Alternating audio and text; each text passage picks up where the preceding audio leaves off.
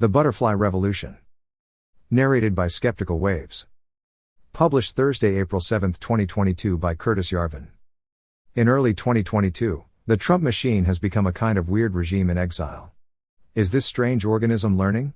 Maybe sort of, though so are its enemies. Item. In brazen defiance of the historic precedent of U.S. v. Humphrey's executor, 1935, Trump recently called for the White House to be able to fire anyone in the so-called executive branch. Such ignorance of black-letter law is not unknown in the man. Trump may never even have heard of the Administrative Procedure Act, 1946. And, is it that far from anyone to everyone? Already, the voter can have no doubt that such holy and venerated parchments will, if a new Trump administration rears its ugly head, be utterly ravaged and spoiled like a sandcastle sacked by a dog, if Trump in 2024, once elected, can then get his ugly way. If not, of course, the paperwork will remain unchallenged, and the institutions that rule by these ancient promises will be unharmed. If the status quo is what you're into, you'll be popping the champagne. Will the next Trump administration truly be able to drain the swamp? Will it have, once elected, the powers of FDR or more? Or the powers of Julius Caesar, which is more like what he needs? Or the powers of President Camacho, which was about the power the deep state let President Trump get his hands on the first time around? It is hard to know. But one sure way to not be powerful is to never be ready for power. Another way is to never try to take power. Let us imagine a fantasy world into which we could convert the Trump operation, as it is in early 2022, into a truly effective machine for both taking and using power. Why this is safe? It is important to understand that this is not going to happen, for one reason. Donald J. Trump is not the Trump in the story. He is who he is. His capacities are what they are.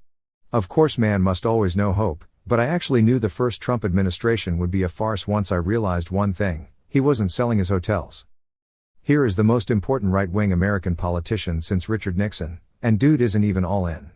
Indeed, you get the sense that he recognizes that the presidency is a kind of decorative honor, like the throne of England, which would actually promote his hospitality and other businesses, licensees, really. Imagine staying in a Windsor-branded hotel. The Trump brand, he must have dreamed, could be as strong as that.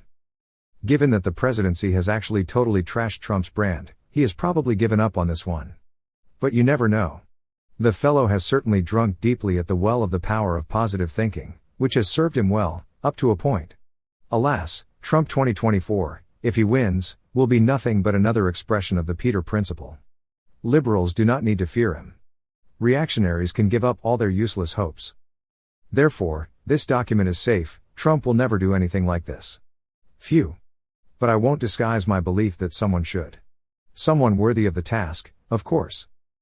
An optimistic framing of one Trumpian future. Trump did a great job. He made America great again. But his enemies have gotten stronger, too. Well, America was always great. But now, starting in 2025, we're going to make America insanely great. And there's only one way you can do that. We've got to risk a full power start, a full reboot of the USG. We can only do this by giving absolute sovereignty to a single organization with roughly the powers that the Allied occupation authorities held in Japan and Germany in the fall of 1945.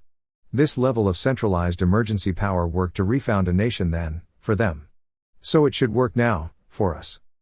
What Trump is going to do is to build this regime in exile or occupation authority as a private and, needless to say, peaceful institution, a larva. By winning a presidential election, he will then install it in office. Metamorphosing into a beautiful butterfly, this larva will perform the feat that eluded Trump's first regime, turning office into power. As soon as it takes symbolic power, the butterfly will be ready, willing and able to take actual power, to actually make America great again. You have seen nothing. Doing this will require powers in the presidency that have not been seen in the lives of those now living. It will be a kind of restoration of the historic office. It will, in fact, require the executive powers of Washington, Lincoln and FDR, or even more. These three presidents, and to some extent a few more, were almost true CEOs of the executive branch.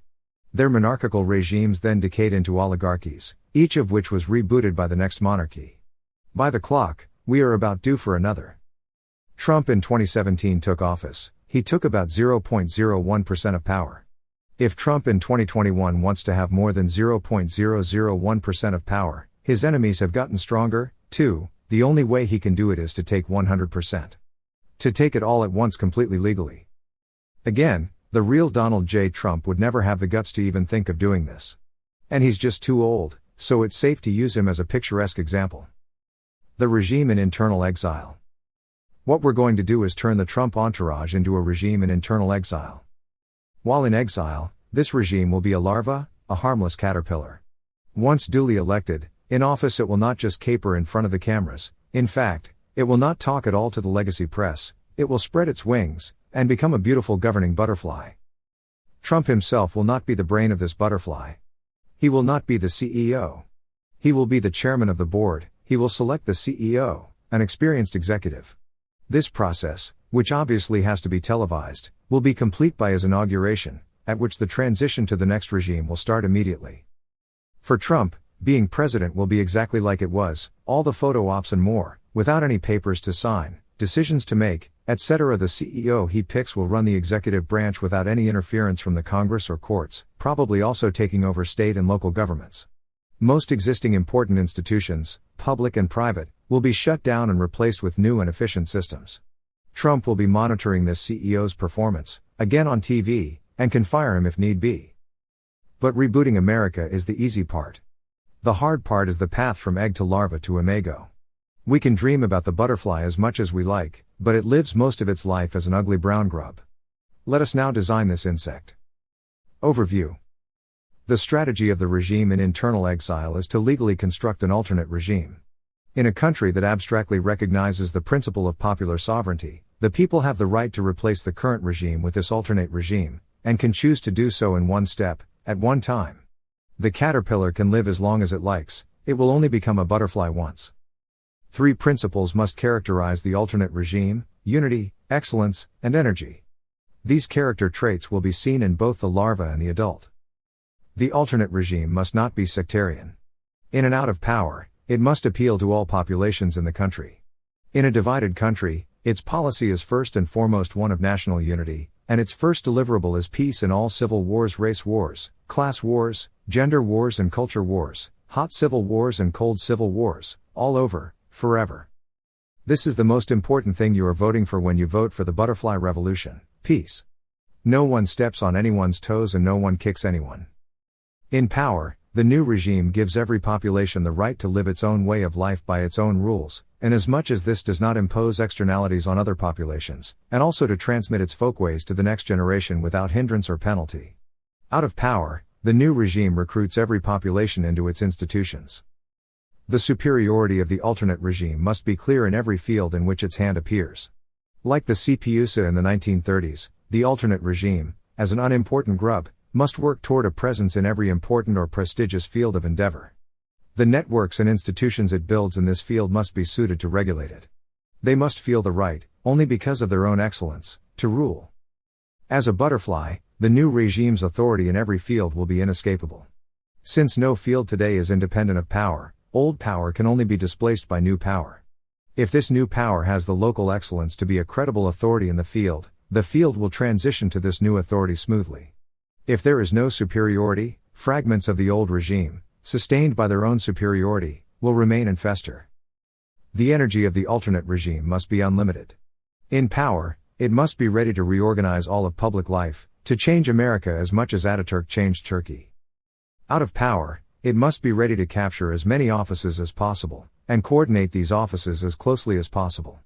It seeks not only the maximum number of voters, but also the maximum engagement of these voters, and the maximum control over the maximum number of public offices. Its central power over these offices is complete. They belong not to their nominal occupants, but to the party that put them there. Any deviation from party discipline will unelect them at the next election.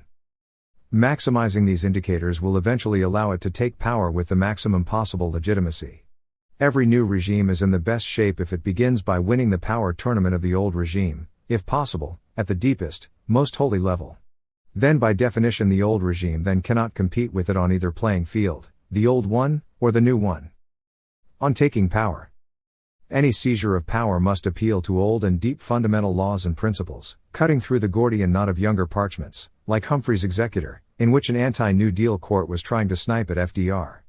It is possible to take a perverse interest in the political roots of this kind of case law. But it doesn't matter. The true law of the land is that the president is the chief executive of the executive branch. This has a plain English meaning which has not changed in 250 years. Trump knows what it means to be a CEO. So do his voters and his staff.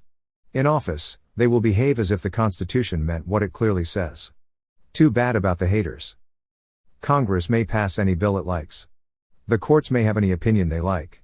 It is the job of the executive branch, as a co-equal branch of government, to respect these bills and opinions. But respecting the legislative and judicial branches is not the executive's only job, nor does the Constitution say it is. If the voters feel that the president they elected has done a poor job, let them vote him out. He is accountable to them, and no one else. We call this representative democracy. If the institutions deny the president the constitutional position he has legally won in the election, the voters will have to act directly. Trump will call his people into the streets, not at the end of his term, when he is most powerless, at the start, when he is most powerful. No one wants to see this nuclear option happen. Preparing for it and demonstrating the capacity to execute it will prevent it from having to happen. The task of the regime in exile is to give the voters the ability to send the message that they want a regime change, and have that message take effect. Anyone who does not believe the American voter has the right to elect a regime change does not believe in democracy. Anatomy of the larva.